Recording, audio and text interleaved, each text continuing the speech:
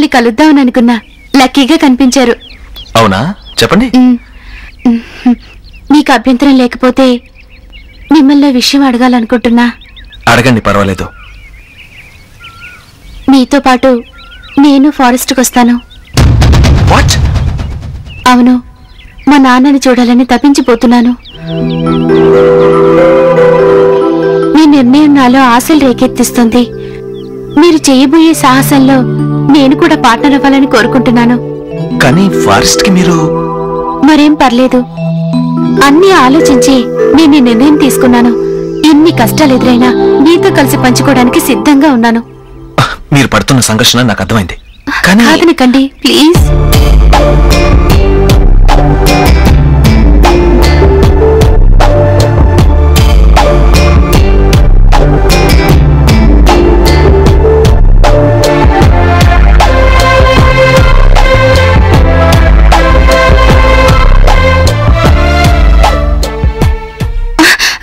Sorry. It's okay. పదండి, మా friends కి పరిచయం చేస్తాను.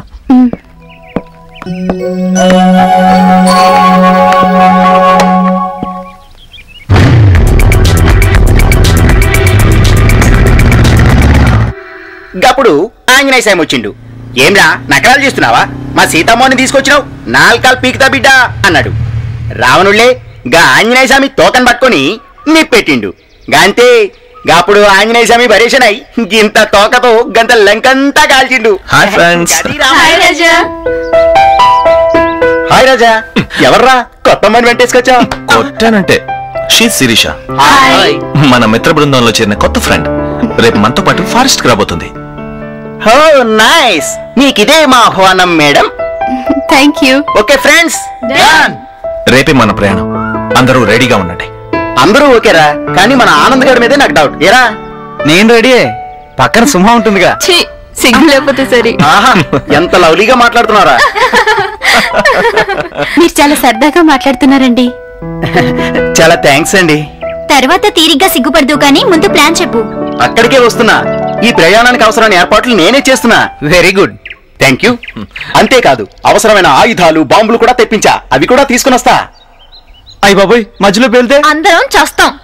బుద్ధి లేకపోతే సరే. చావుకు భయపడతారెందుకురా? ఎప్పటికైనా మనందరం చావాల్సిన వాళ్ళమే. కాకపోతే నేను ముందు, వీడి తర్వాత, ఆ తర్వాత అందరం. Don't worry. నువ్వు ఆగరా బాబు, వాణ్ణెందుకు ఇంకా భయపెడతావు? ఏరా మేమంతా లేమా? సొమ్ము కూడా ఉంటుంది, ఇంకెందుకు భయం? Yeah. So be ready my dear friends. రేపు ఇక్కడి నుంచి బయలుదేరతాం. ఓకే?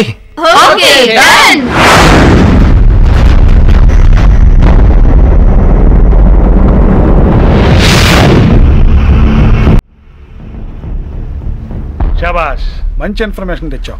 అయితే ఆ విజయ్ గారు స్వప్నాన్ని తీసుకుని తన స్నేహితులతో కలిసి అడవికి వెడుతున్నాడన్నమాట. అవును మామయ్య, స్వప్నాన్ని పంపించకండి. అదే పొరపాటు. స్వప్న వాడిని ప్రేమిస్తున్నానని నాతో డైరెక్ట్గా చెప్పింది. కాదని దాని ముఖం మీద నేనే చెప్పలేకపోయాను. అంటే స్వప్న